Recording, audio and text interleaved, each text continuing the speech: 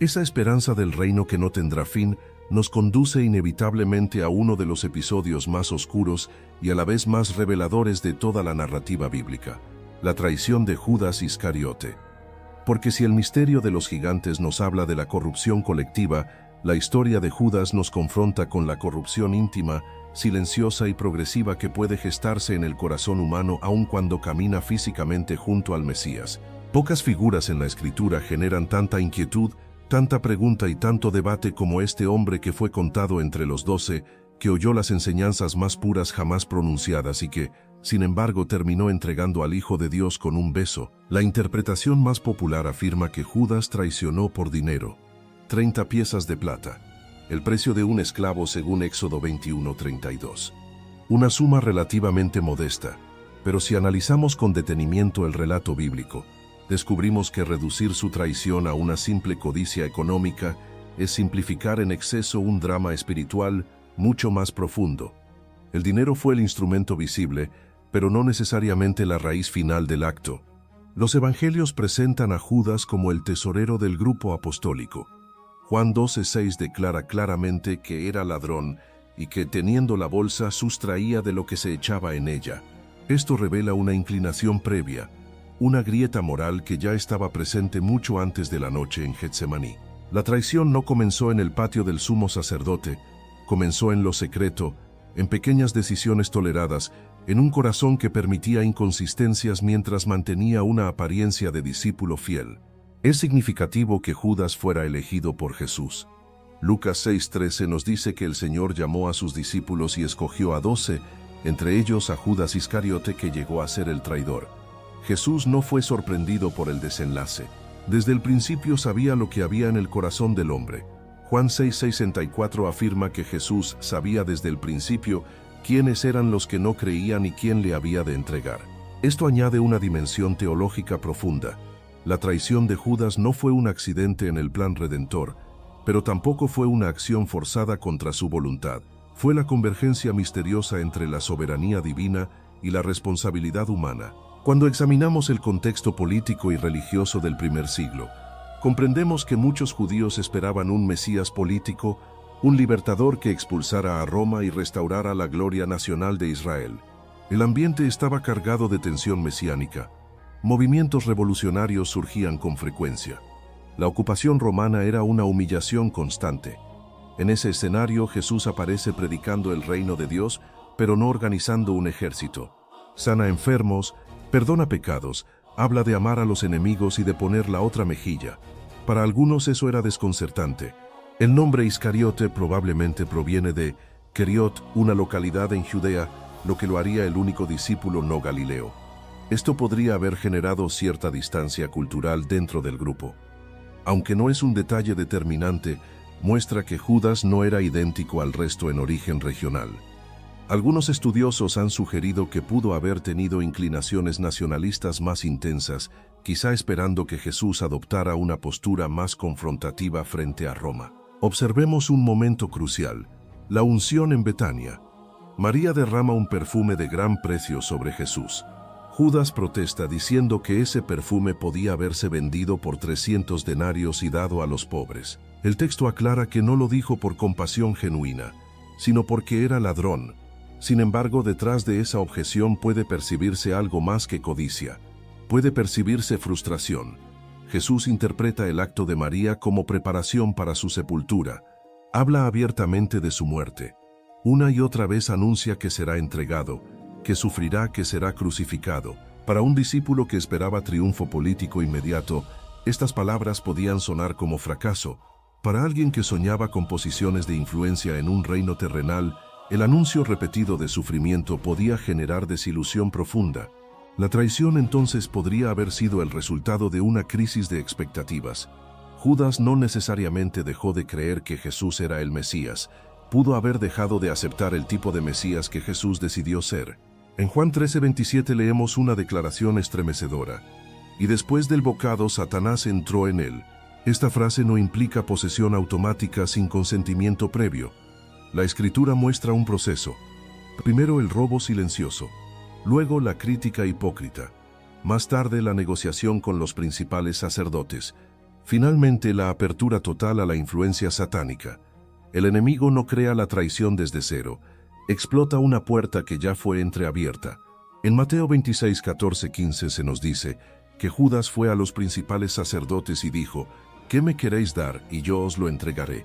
La iniciativa parte de él. No fue tentado inicialmente por una oferta externa, él buscó el acuerdo.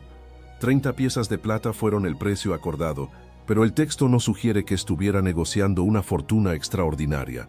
Más bien parece un acto deliberado de ruptura, como si hubiese decidido que el proyecto mesiánico de Jesús no correspondía a sus expectativas y optara por abandonarlo de la manera más radical. Hay un detalle psicológico profundo en el relato. Después de ver que Jesús fue condenado, Judas se arrepintió. La palabra griega usada en Mateo 27:3 no es la misma que indica arrepentimiento transformador, sino remordimiento, y devolvió las 30 piezas de plata diciendo: «Yo he pecado entregando sangre inocente». Si el dinero hubiese sido el motivo principal, no lo habría devuelto.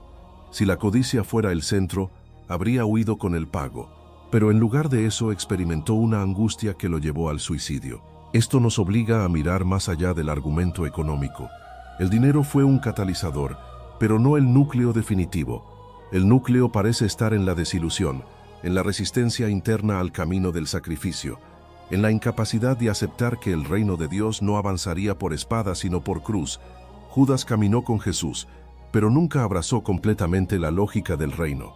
Escuchó las parábolas, vio los milagros, participó en la misión, pero su corazón mantenía reservas. La verdadera tragedia de Judas no fue que traicionara por plata, sino que convivió con la verdad encarnada sin rendirse completamente a ella. La traición fue la culminación visible de una fe que nunca echó raíces profundas. Y en esa historia no vemos simplemente a un traidor histórico, sino un espejo inquietante de lo que puede ocurrir cuando el discipulado se convierte en cercanía externa sin transformación interna. Porque la cercanía física a Cristo nunca garantizó conversión genuina. Judas escuchó el sermón del monte, fue testigo de la multiplicación de los panes, vio a Lázaro salir del sepulcro y participó en misiones donde los demonios se sujetaban al nombre de Jesús.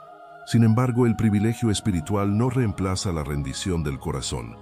La historia de Judas es una advertencia solemne de que se puede estar en el círculo íntimo del ministerio y aún así conservar un núcleo de resistencia interior que con el tiempo se convierte en traición abierta.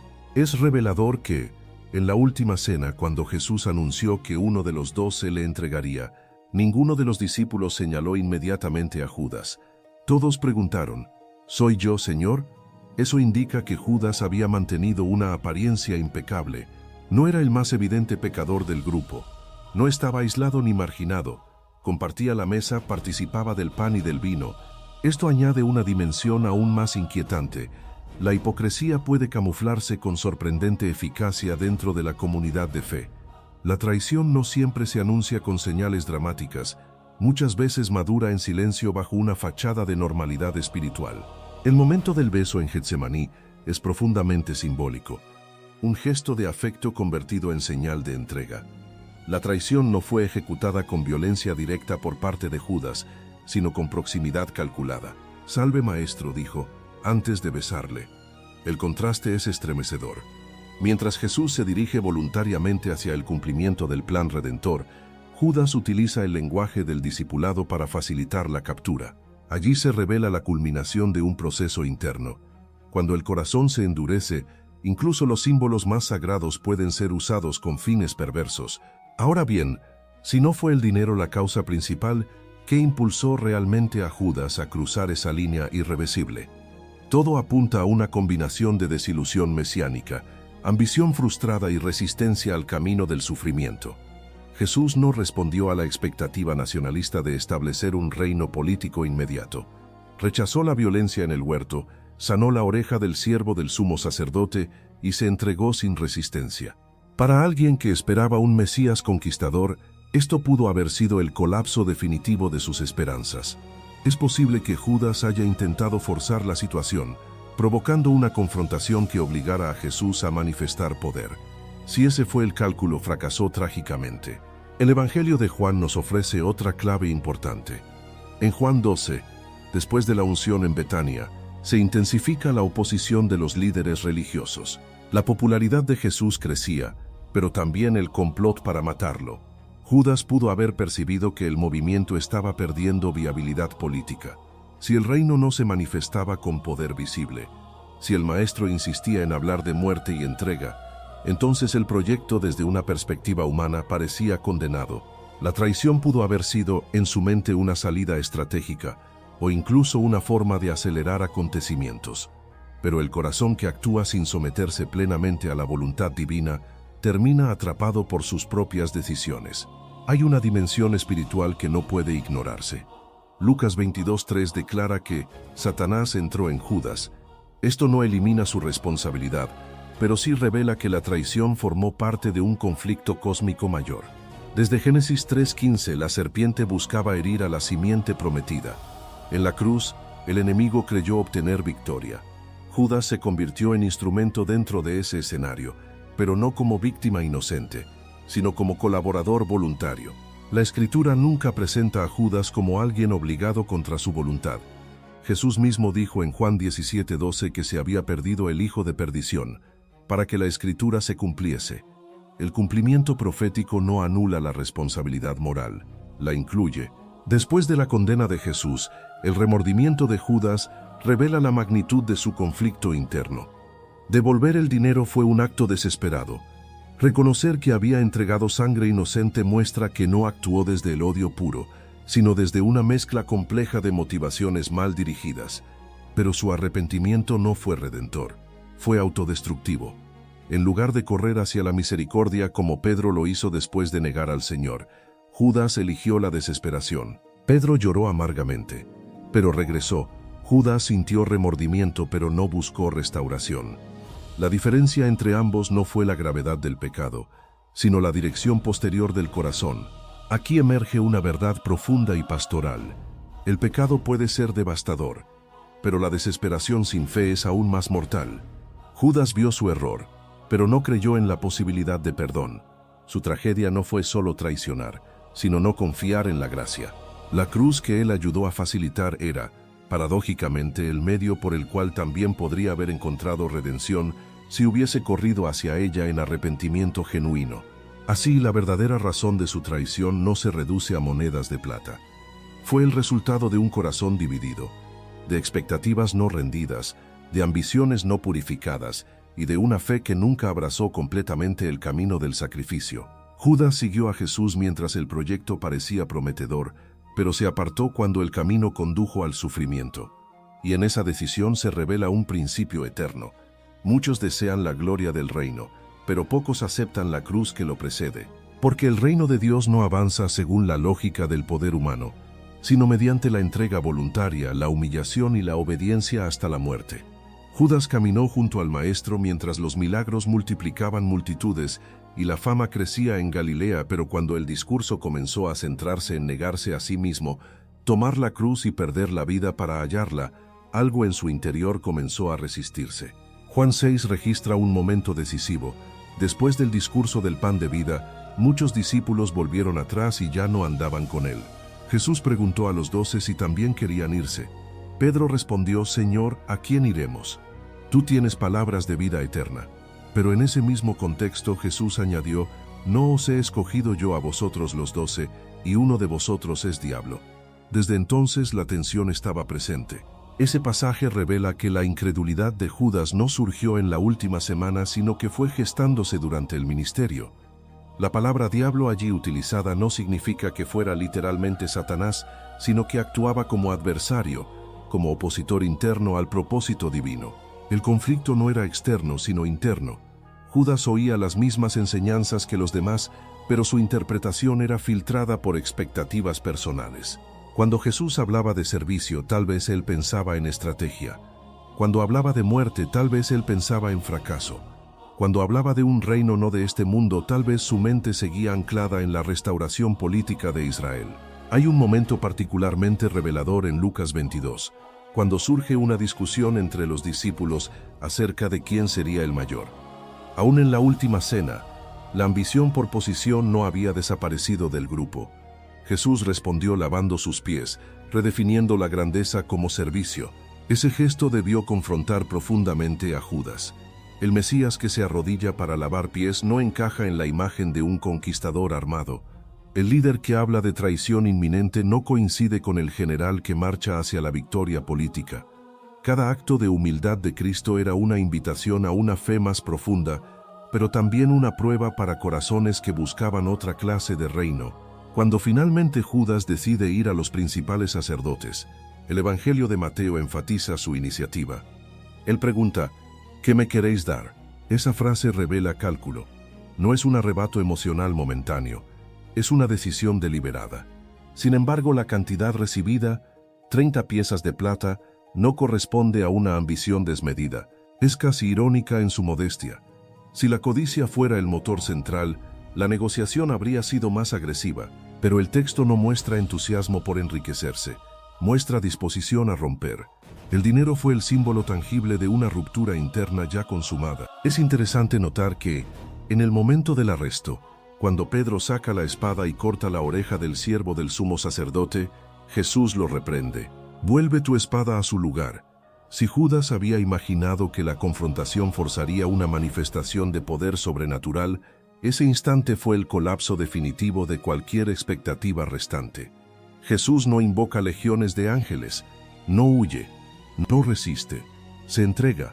La escena confirma que el camino elegido por el Maestro es el de la obediencia al Padre, no el de la insurrección. Para un corazón que esperaba triunfo inmediato, aquello debió ser insoportable.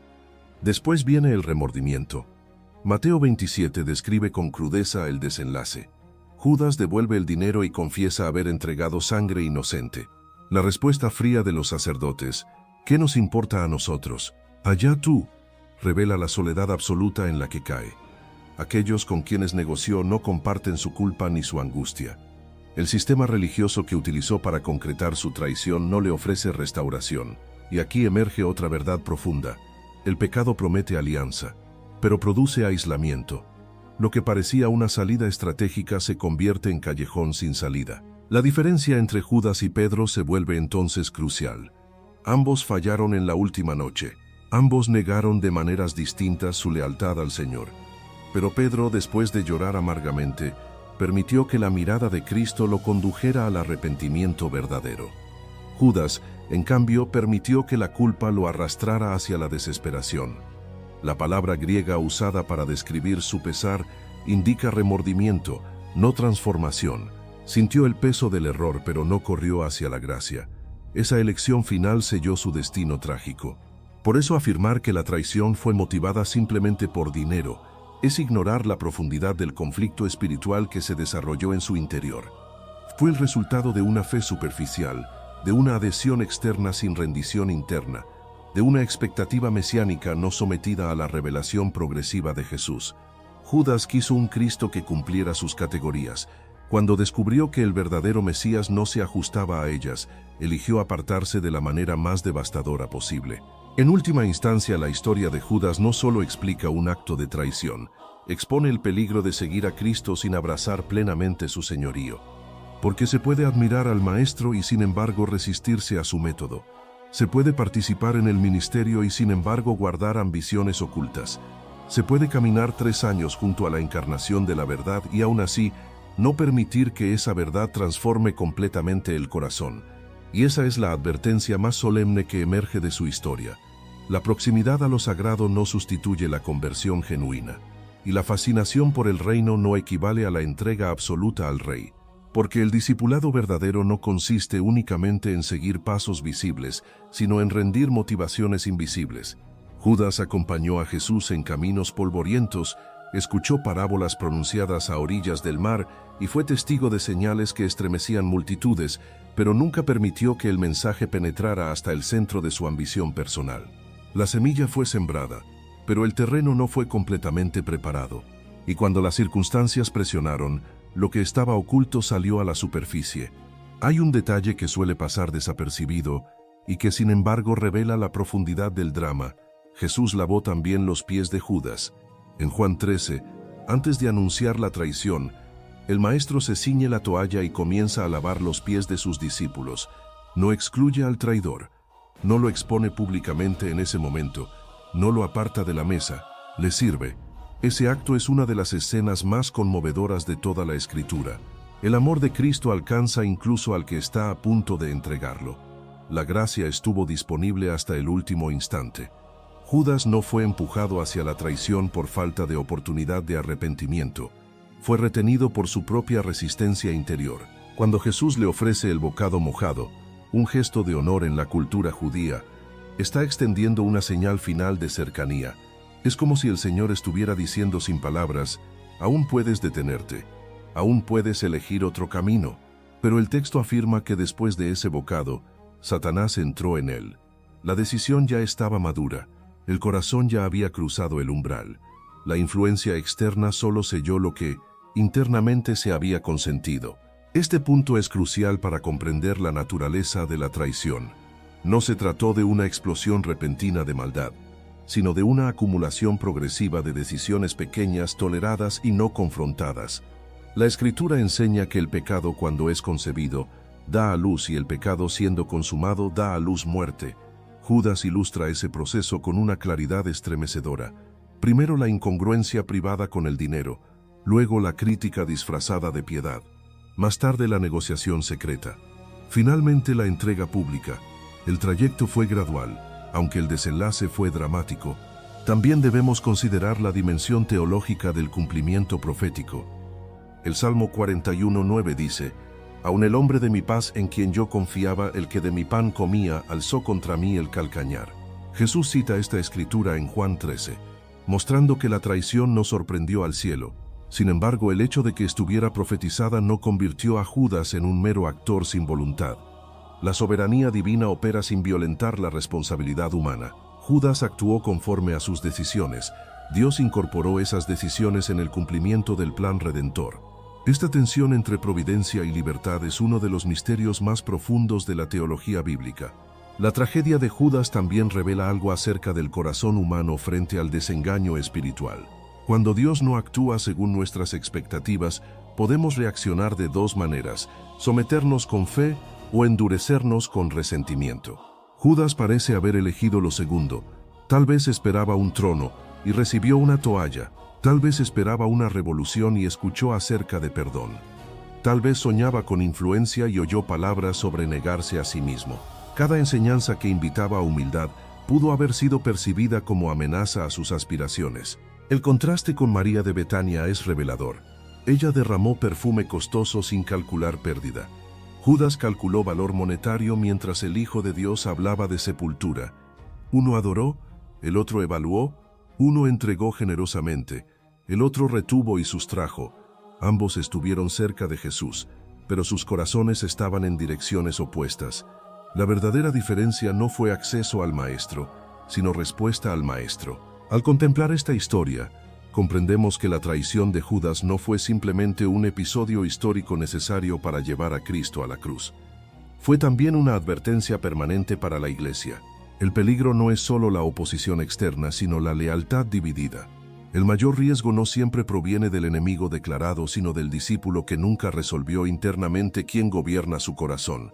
Judas no dejó de seguir a Jesús en apariencia hasta el final, pero dejó de confiar plenamente en él mucho antes, y así, mientras la cruz se levantaba como instrumento de redención para el mundo, la figura de Judas quedaba como recordatorio de que la proximidad al Salvador no garantiza salvación.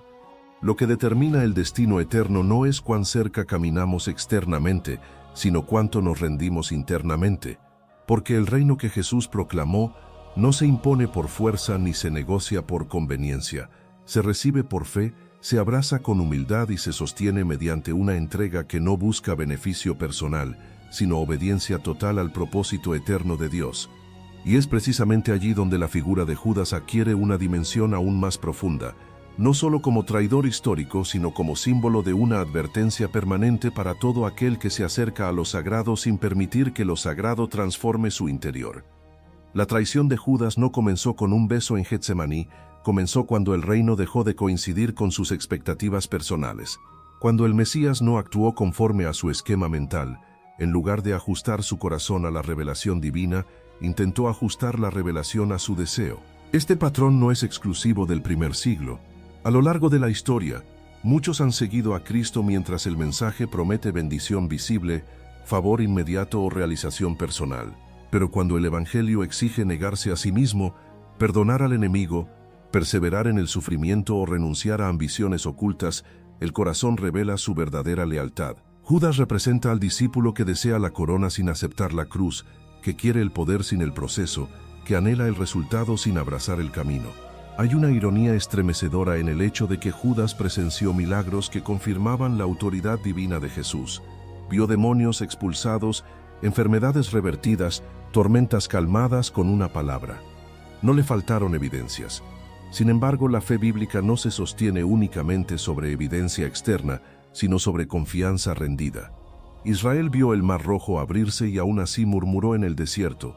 Los fariseos presenciaron señales y aún así endurecieron su corazón. Judas no traicionó por falta de pruebas, traicionó porque su voluntad no fue quebrantada. En el momento decisivo, cuando Jesús ora en Getsemaní diciendo: «Padre, si es posible, pase de mí esta copa, pero no sea como yo quiero, sino como tú», vemos el contraste definitivo. El Hijo se somete plenamente a la voluntad del Padre, aun cuando implica sufrimiento indescriptible. Judas, por el contrario, actúa conforme a su propia voluntad cuando la dirección de Dios no coincide con la suya. Dos voluntades frente a frente, una rendida hasta la muerte, otra afirmada hasta la traición. La Escritura nunca presenta a Judas como víctima de circunstancias inevitables, tampoco lo describe como alguien sin advertencias. Jesús habló repetidamente sobre la traición venidera. En la última cena le dijo directamente: «Lo que vas a hacer, hazlo más pronto». Esa frase no es aprobación, sino exposición. Judas fue confrontado con claridad. La luz estuvo encendida. La decisión fue consciente. Esto elimina cualquier intento de justificar su acto como simple manipulación externa. Sin embargo, también debemos reconocer que su historia está entrelazada con el misterio del plan redentor. Sin la traición no habría arresto. Sin arresto no habría juicio. Sin juicio no habría crucifixión. Y sin cruz no habría expiación por el pecado. La maldad humana fue utilizada sin ser aprobada para cumplir el propósito eterno de salvación. Esto revela la profundidad insondable de la soberanía divina. Dios no necesita el pecado, pero puede incorporar incluso la traición dentro de su diseño redentor sin manchar su santidad. Después del suicidio de Judas, el libro de los Hechos describe la necesidad de reemplazarlo para restaurar el número simbólico de 12 apóstoles. La elección de Matías no es simplemente administrativa, es teológica. Muestra que la obra de Dios no se detiene por la infidelidad de un hombre. El vacío dejado por la traición no desmantela el propósito eterno. El reino continúa avanzando. La resurrección ocurre, el Espíritu Santo desciende, la iglesia nace con poder. Judas se convierte en una figura trágica del pasado, mientras la misión se expande hacia todas las naciones. Esto subraya una verdad crucial. Nadie es indispensable para el plan de Dios, pero todos somos responsables ante Él. Judas tuvo el privilegio de caminar junto al Verbo encarnado. Fue testigo de lo que generaciones anteriores anhelaron ver. Y aún así, su nombre quedó asociado no a milagros ni a predicación, sino a traición. La cercanía no garantizó fidelidad. La oportunidad no aseguró perseverancia. La posición no produjo transformación. La verdadera razón de su traición, entonces, se encuentra en el corazón que nunca se rindió por completo. El dinero fue el síntoma visible. La raíz fue una fe incompleta, una lealtad condicional, una expectativa que no se sometió a la revelación progresiva de Dios. Judas quiso un Mesías que confirmara sus planes. Cuando descubrió que el Mesías tenía un plan diferente, decidió retirarse de la manera más radical. Y en esa historia se esconde una pregunta que atraviesa los siglos y alcanza cada conciencia. ¿Seguimos a Cristo por quien Él es, o por lo que esperamos que haga según nuestro diseño? Porque el discipulado auténtico no negocia términos, no se sostiene mientras conviene y se retira cuando el camino se vuelve incomprensible. Permanece aún cuando no entiende completamente, confía aún cuando no ve la victoria inmediata, y adora aún cuando la cruz aparece antes que la corona. Así, la figura de Judas se levanta como advertencia solemne, pero también como llamado urgente. No basta con caminar cerca de lo sagrado. No basta con participar en actividades espirituales, no basta con tener conocimiento doctrinal o experiencia ministerial. Lo que determina la fidelidad final es la rendición interna, la decisión diaria de someter nuestras expectativas al señorío absoluto de Cristo, porque el reino que Él estableció no se construye sobre ambición personal, sino sobre obediencia sacrificial. Y solo aquellos que aceptan esa lógica podrán permanecer firmes cuando la prueba revele la autenticidad de su fe. Porque la presión no crea el carácter, lo revela.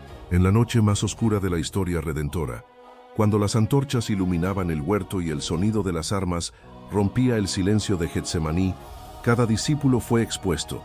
Pedro reaccionó con impulsividad. Luego, con temor, los demás huyeron. Judas avanzó con determinación calculada. La crisis reveló lo que estaba sembrado en cada corazón. Y en el caso de Judas, lo que había sido tolerado en secreto emergió como traición pública. Hay una dimensión pastoral profundamente seria en esta narrativa. Judas no cayó en un instante aislado. Cayó por no tratar con pequeñas concesiones. El robo oculto de la bolsa no fue confrontado. La crítica disfrazada de compasión no fue arrepentida. La ambición no rendida no fue confesada. La Escritura enseña que el que es fiel en lo muy poco también en lo más es fiel, y el que en lo muy poco es injusto también en lo más es injusto. La traición fue lo más. La infidelidad comenzó en lo muy poco. Este principio atraviesa toda la vida cristiana. Las grandes caídas suelen tener raíces en pequeñas deslealtades no resueltas. Además, la historia de Judas confronta nuestra comprensión del libre albedrío y la responsabilidad. Jesús anunció su traición, citó las Escrituras, declaró que el Hijo del Hombre iba según lo que estaba determinado, pero añadió, «Ay de aquel hombre por quien es entregado». Esa exclamación muestra que, aunque el plan divino se cumpliría, la culpa no se diluye en la soberanía. Judas no fue un engranaje inconsciente, fue un agente moral que eligió. Esta tensión teológica no pretende ser resuelta con simplismo, sino adorada con reverencia. Dios gobierna, el hombre responde. El misterio no cancela la responsabilidad. También debemos considerar el impacto psicológico de su desesperación.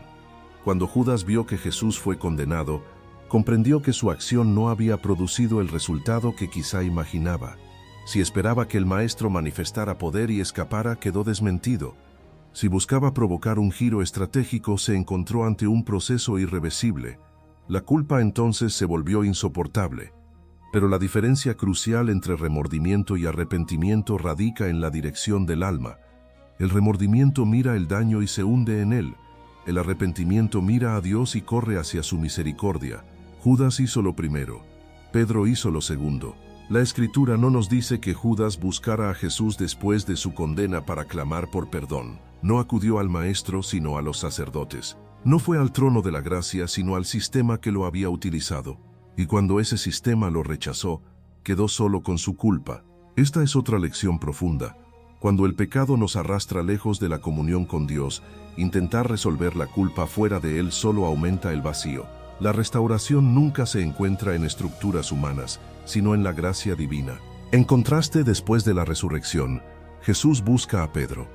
Lo restaura con 3 preguntas que sanan las 3 negaciones. Esa escena demuestra que el fracaso no es necesariamente el final. La puerta del perdón permanece abierta para quien regresa con corazón quebrantado. La tragedia de Judas no fue haber pecado más gravemente que Pedro, sino no creer que la gracia pudiera alcanzarlo. Allí radica una de las advertencias más solemnes de toda la historia. El pecado puede ser profundo, pero la incredulidad en la misericordia de Dios puede ser aún más devastadora. Al analizar la verdadera razón de su traición, comprendemos que el dinero fue apenas el catalizador visible de una crisis interna más compleja. Fue el punto de convergencia entre ambición frustrada, desilusión mesiánica, pecado no confrontado y apertura progresiva a la influencia del adversario. Judas no cayó porque le faltó información, cayó porque no rindió su voluntad. No fue ignorancia doctrinal, fue resistencia del corazón. No fue ausencia de milagros, fue incapacidad de abrazar la lógica del sacrificio. Esta historia entonces no solo pertenece al pasado, es un espejo para cada generación de creyentes. Nos pregunta si seguimos a Cristo por conveniencia o por convicción, si estamos dispuestos a aceptar un Mesías que gobierna desde una cruz antes que desde un trono visible, si podemos permanecer fieles cuando el camino del reino contradice nuestras expectativas personales. Porque el discipulado auténtico no consiste en acompañar a Jesús mientras multiplica panes, sino en permanecer cuando habla de entrega y muerte. La figura de Judas nos obliga a examinar nuestras motivaciones más profundas. ¿Qué ocurre cuando Dios no responde como esperamos? ¿Qué sucede cuando la obediencia implica pérdida temporal? ¿Cómo reaccionamos cuando el reino no se manifiesta según nuestros plazos? Allí se define la autenticidad de nuestra fe, porque el Señor no busca seguidores entusiasmados por la promesa de poder, sino discípulos transformados por la realidad de la cruz. Y así, mientras la historia redentora avanza desde la traición hasta la resurrección, desde la oscuridad del Gólgota hasta la gloria del sepulcro vacío, la memoria de Judas permanece como advertencia permanente. Se puede estar muy cerca de Cristo y sin embargo permanecer lejos en el corazón. Pero también resalta por contraste la profundidad de un amor que lavó los pies del traidor y ofreció gracia hasta el último instante. Ese amor sigue extendido hoy, llamando no solo a caminar con Él, sino a rendirse completamente a su señorío, para que nuestra historia no termine marcada por desilusión y ruptura, sino por fidelidad perseverante hasta el final. Porque el desenlace de una vida no se define por la intensidad de sus comienzos, sino por la constancia de su permanencia. Judas comenzó como discípulo elegido, enviado a predicar, autorizado para sanar y expulsar demonios. Su punto de partida fue privilegiado. Sin embargo, el trayecto interior nunca fue alineado completamente con el corazón del Maestro. Y esa desconexión, aunque invisible al principio, terminó marcando su destino eterno. Es necesario comprender que la historia de Judas no fue escrita para alimentar morbo espiritual, sino para despertar sobriedad. La iglesia primitiva no ocultó su nombre ni suavizó su caída. Lo registró con claridad. ¿Por qué? Porque el Evangelio no se construye sobre la perfección de sus seguidores, sino sobre la perfección del Salvador. La presencia de un traidor entre los 12 no debilitó la veracidad del mensaje, la resaltó, mostró que el reino de Dios no avanza por la impecabilidad humana, sino por la fidelidad soberana de Cristo. Al mismo tiempo, la figura de Judas plantea una pregunta inquietante sobre la naturaleza de la fe superficial. En Mateo 7, Jesús advierte que muchos dirán en aquel día: «Señor, Señor, ¿no profetizamos en tu nombre?». Y él responderá: «Nunca os conocí». Es posible participar activamente en obras religiosas sin haber establecido una relación genuina con el Señor. Judas predicó, administró recursos y convivió con el grupo apostólico, pero su corazón nunca fue completamente entregado. Su cercanía externa no se tradujo en intimidad interna. Hay un contraste poderoso entre Judas y Juan, el discípulo amado. Ambos estuvieron en la última cena, ambos escucharon el anuncio de traición, pero Juan se recostó sobre el pecho de Jesús, buscando cercanía y comprensión. Judas salió a la noche. Juan representa al discípulo que, aún sin entender todo, permanece en comunión. Judas simboliza al que, cuando la luz confronta su interior, elige retirarse hacia la oscuridad. El Evangelio de Juan subraya este detalle. Y era ya de noche. No solo era noche en Jerusalén, era noche en el alma del traidor. La oscuridad espiritual no llega de repente, se instala progresivamente cuando la luz es rechazada. Cada vez que Jesús hablaba de entrega, cada vez que lavaba pies, cada vez que enseñaba sobre humildad, Judas enfrentaba una oportunidad de ajuste interno. Pero la repetida resistencia endurece el corazón. La Escritura enseña que hoy, si oímos su voz, no endurezcamos nuestro corazón. Judas oyó muchas veces, pero pospuso la rendición. También es importante notar que su nombre quedó ligado para siempre a la traición. A lo largo de los siglos, el término Judas se convirtió en sinónimo de deslealtad. Este hecho revela otra dimensión del pecado. Sus consecuencias trascienden el momento. Aunque el plan redentor utilizó su acción, la memoria histórica lo recuerda como advertencia. La gloria que quizá ambicionaba fue reemplazada por infamia. El renombre que pudo haber soñado se transformó en estigma eterno. Sin embargo, incluso en esta tragedia, la cruz brilla con mayor intensidad. Porque el acto más oscuro de traición humana fue el instrumento que condujo al acto más luminoso de amor divino. Donde el pecado abundó, sobreabundó la gracia. La traición abrió el camino al juicio. El juicio abrió el camino al sacrificio. El sacrificio abrió el camino a la redención. Judas entregó a Cristo a la muerte. El Padre entregó a Cristo por amor al mundo. La intención humana fue destructiva. El propósito divino fue salvador. Esto no redime la decisión de Judas, pero sí revela que el mal nunca tiene la última palabra. La historia no culmina con el suicidio del traidor, sino con la resurrección del Señor.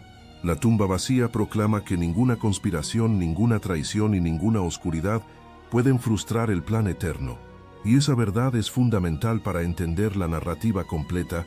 La infidelidad humana no anula la fidelidad divina. Al reflexionar sobre la verdadera razón de su traición, debemos admitir que fue un proceso interior donde el amor al propio diseño superó el amor al Señor. Judas quiso controlar el rumbo de los acontecimientos. Cuando comprendió que no podía hacerlo, eligió romper en lugar de rendirse. Esa es la esencia de toda rebelión, preferir nuestro camino al camino de Dios. El dinero fue solo el símbolo tangible de esa decisión interior. La lección final no es solo histórica, sino profundamente espiritual. Cada creyente enfrenta momentos donde el propósito de Dios desafía sus expectativas. Cada discípulo atraviesa temporadas donde la cruz precede a la gloria. En esos momentos, el corazón decide si confiar o retirarse. Judas eligió retirarse hacia la desesperación. Los demás, aunque fallaron, permanecieron lo suficiente para ser restaurados. Y así la figura de Judas permanece como una advertencia que atraviesa generaciones. No basta con iniciar bien, es necesario perseverar. No basta con admirar a Cristo, es necesario someterse a Él. No basta con participar en el reino, es indispensable abrazar su lógica sacrificial. Porque el verdadero discipulado no se define por la cercanía temporal, sino por la lealtad sostenida cuando el camino del Mesías no coincide con nuestros planes. Pero confiamos en que su voluntad es perfecta, aun cuando atraviesa la cruz antes de llegar a la corona. Y es precisamente en esa secuencia, cruz antes que gloria, humillación antes que exaltación, donde el corazón humano es probado con mayor intensidad. Judas no pudo aceptar esa dinámica. Su visión del reino estaba demasiado ligada al triunfo visible, a la restauración inmediata, al reconocimiento público. Cuando el maestro insistió en hablar de sufrimiento, de entrega y de muerte, el contraste entre expectativa y realidad se volvió insoportable. Allí, en ese choque entre el plan divino y el deseo personal, se incubó la decisión que terminaría sellando su nombre en la historia. Resulta significativo que, aún después de 3 años de formación directa bajo la enseñanza del Hijo de Dios, Judas no comprendiera o no aceptara la naturaleza espiritual del reino. Esto revela que la exposición prolongada a la verdad no garantiza comprensión transformadora. Se puede escuchar repetidamente el mismo mensaje y, sin embargo, filtrarlo a través de un corazón no rendido. Jesús habló abiertamente de su muerte y resurrección en varias ocasiones.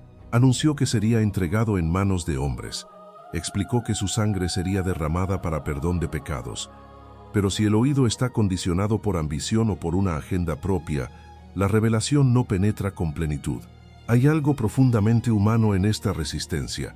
La mente natural busca seguridad, éxito y validación. La cruz representa vulnerabilidad, pérdida y aparente fracaso. Judas no fue el único que luchó con esta tensión.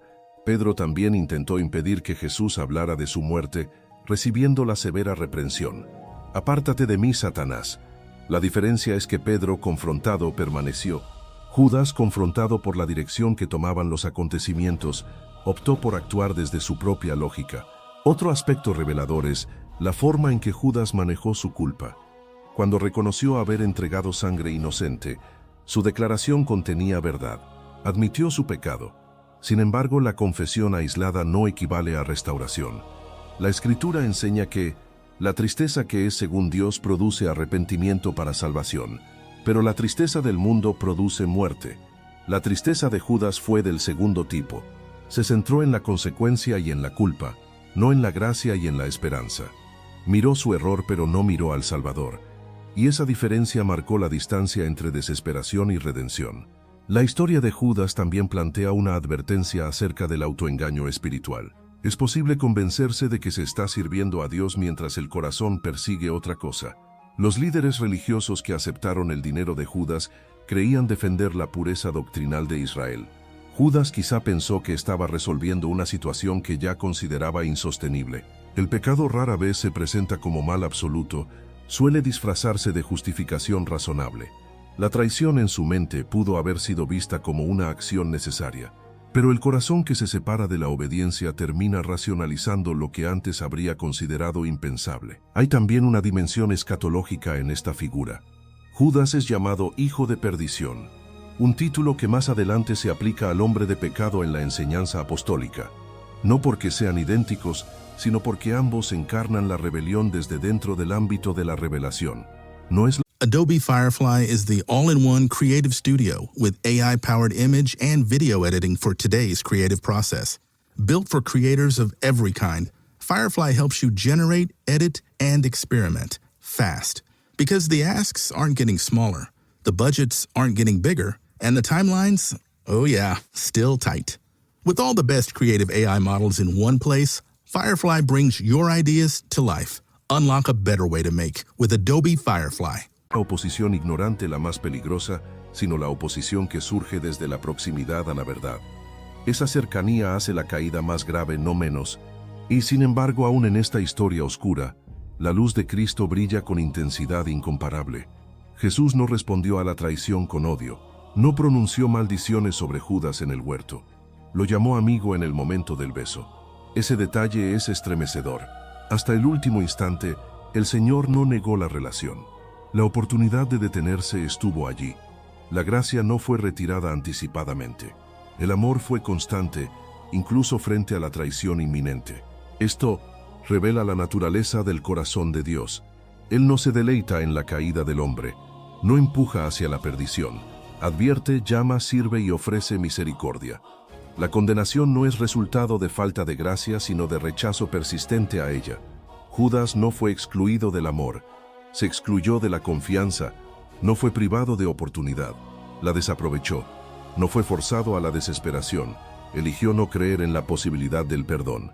En última instancia, la verdadera razón de su traición fue un corazón que nunca permitió que el señorío de Cristo gobernara completamente sus expectativas, sus ambiciones y sus temores. Caminó con el Maestro, pero conservó una zona de control propio, y cuando esa zona fue amenazada por la lógica de la cruz, reaccionó protegiendo su visión en lugar de someterla. La historia de Judas, entonces, no solo explica un evento que condujo a la crucifixión, expone el peligro de seguir a Jesús mientras se negocian condiciones internas. El reino no admite cláusulas ocultas, no se construye sobre acuerdos parciales, exige entrega total, y aunque esa entrega pase por caminos incomprensibles, conduce finalmente a la resurrección y a la gloria verdadera. Así, mientras la cruz se levanta como centro de la historia y la tumba vacía proclama victoria sobre la muerte, la figura de Judas queda como advertencia solemne. Se puede estar cerca del poder sin ser transformado por él. Se puede besar al Salvador sin amar su voluntad.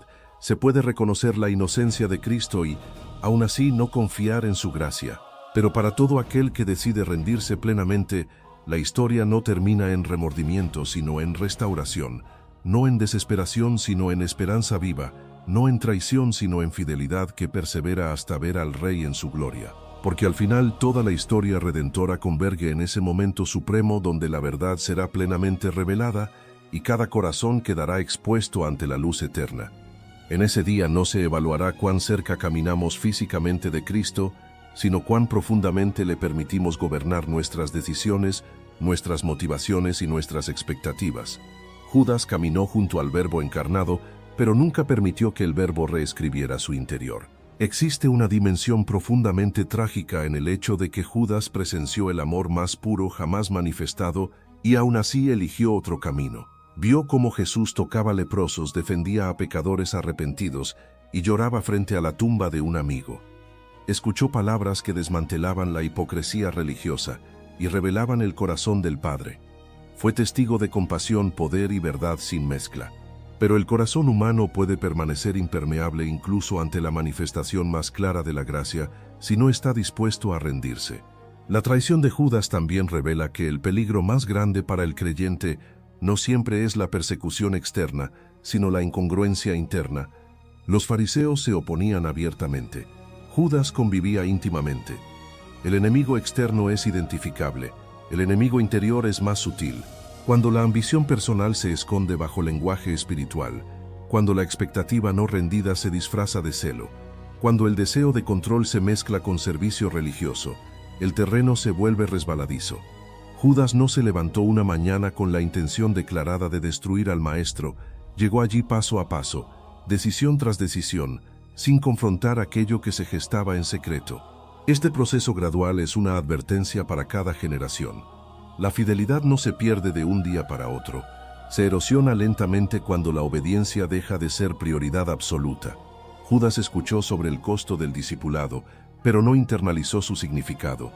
Oyó que quien quisiera salvar su vida la perdería, pero tal vez nunca aceptó que eso aplicaba también a sus propios planes. La cruz no es solo un evento histórico, es una invitación diaria a morir al ego, a renunciar a la autosuficiencia y a confiar en la sabiduría superior de Dios. La tragedia se intensifica cuando consideramos que, aún después de la traición, el plan de Dios avanzó hacia la victoria más grande jamás concebida. La resurrección transformó la aparente derrota en triunfo eterno. El mismo acto que Judas creyó definitivo fue absorbido por la soberanía divina y convertido en instrumento de redención.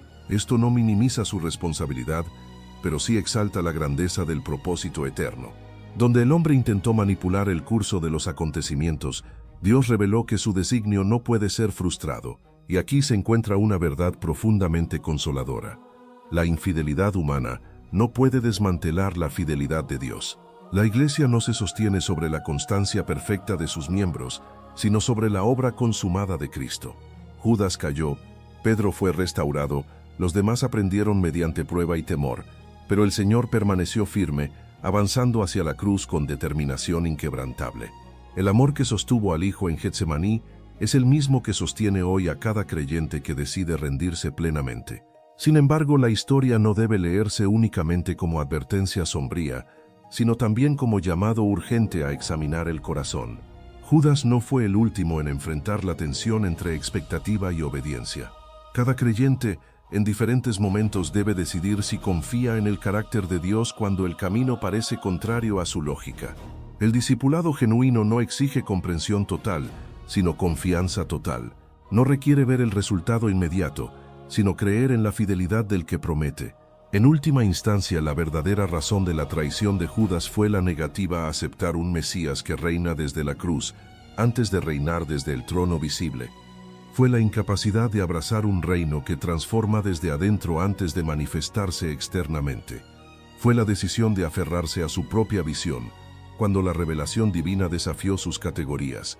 Y esa lucha continúa siendo relevante hoy, porque el llamado de Cristo sigue siendo el mismo: sígueme. No con condiciones ocultas, no con reservas internas, no con expectativas no rendidas, sino con entrega completa. Así, la memoria de Judas permanece como advertencia solemne y como espejo espiritual. Nos recuerda que el privilegio no reemplaza la obediencia, que la cercanía no sustituye la conversión y que el conocimiento no equivale a rendición. Pero también magnifica la paciencia y la gracia de un Salvador que, incluso frente a la traición, continuó caminando hacia la cruz por amor al mundo. Y para todo aquel que escucha esta historia con corazón humilde, la invitación es clara: no seguir a Cristo por conveniencia ni abandonarlo por desilusión, sino abrazar su voluntad soberana con fe perseverante, confiando en que el camino que pasa por la cruz conduce finalmente a la vida eterna y a la gloria incorruptible del reino que no tendrá fin. Porque cuando la eternidad irrumpe y todo lo temporal se desvanece, lo único que permanece es aquello que fue edificado sobre obediencia sincera. Judas buscó un desenlace inmediato. Dios estaba escribiendo una historia eterna. Judas actuó movido por una lógica de resultados visibles. El Padre estaba orquestando la redención invisible que salvaría a millones. Esa diferencia de perspectiva es el núcleo del conflicto. El hombre mira el momento. Dios contempla la eternidad. Si contemplamos el relato completo, notamos que la traición de Judas ocurre en el contexto de la Pascua. No es un detalle menor. Mientras Israel recordaba la liberación de Egipto mediante la sangre del Cordero, el verdadero Cordero estaba siendo entregado. El contraste es profundo. En la primera Pascua, la sangre protegió a los hogares del juicio. En la última Pascua, la sangre de Cristo sería derramada para proteger al mundo entero del juicio eterno. Judas participó de esa cena simbólica, pero no discernió plenamente su significado. Estuvo presente cuando Jesús dijo: «Esta es mi sangre del nuevo pacto, que por muchos es derramada para remisión de los pecados». Escuchó palabras que explicaban el propósito redentor, pero su corazón ya había decidido otro rumbo. Existe una tragedia aún más aguda en el hecho de que Judas conocía la inocencia de Jesús. Lo confesó públicamente al devolver las monedas: he pecado entregando sangre inocente. Reconoció la verdad, pero no se sometió a ella. La mente admitió un hecho, el corazón no abrazó la gracia. Esta separación entre conocimiento y rendición es una de las advertencias más severas de la Escritura. Se puede reconocer la santidad de Cristo, incluso declarar su inocencia, y aún así no confiar en Él como Señor. El desenlace físico de Judas, su muerte trágica, simboliza el resultado espiritual de la desesperación sin fe. La traición lo condujo a aislamiento, y el aislamiento a desesperación. El pecado siempre promete control, pero termina produciendo esclavitud. Judas creyó tomar el control de los acontecimientos, terminó atrapado por las consecuencias de su decisión. La Escritura es clara en que el enemigo viene para hurtar, matar y destruir. Lo que comenzó con 30 piezas de plata terminó con una vida quebrada y un nombre asociado para siempre con infidelidad. Sin embargo, mientras el traidor enfrentaba su propia ruina, Jesús avanzaba hacia la cruz con una firmeza que desarma cualquier intento de atribuir la redención a la maldad humana. Cristo no fue víctima pasiva de conspiración. Él mismo declaró: nadie me la quita, sino que yo de mí mismo la pongo. La entrega fue voluntaria. La traición fue real, pero no soberana. El pecado actuó, pero no gobernó. La cruz no fue accidente, fue cumplimiento. Este punto es esencial para comprender el cuadro completo.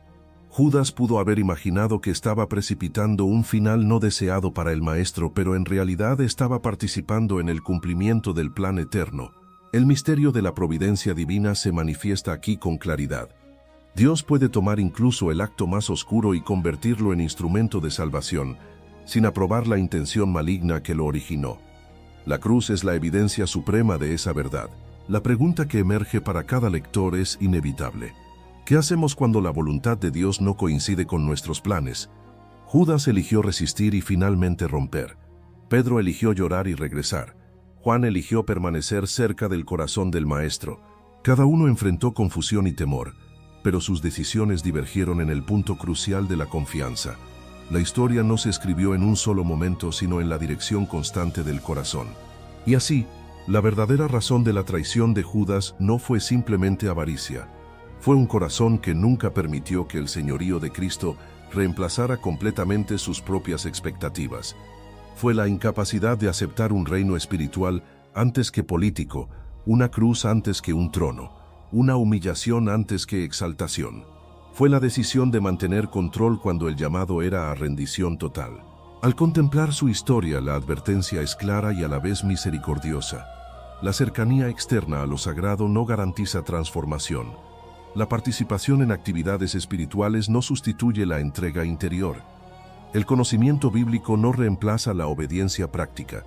Lo que determina la fidelidad final es la disposición constante a someter nuestras ambiciones, temores y expectativas al gobierno absoluto de Cristo. Y mientras la narrativa avanza desde la traición hacia la resurrección, desde la oscuridad del viernes hasta la luz del domingo, queda establecido para siempre que ningún acto humano puede detener el propósito eterno de Dios. La cruz, que parecía victoria del mal, se convirtió en la puerta de la vida. El sepulcro, que parecía final, se transformó en inicio glorioso, y en contraste con la desesperación de Judas, la esperanza de la resurrección proclama que todo aquel que se rinde plenamente al Señor, incluso después de caer, puede hallar restauración, perdón y una historia redimida bajo la gracia que vence al pecado y a la muerte.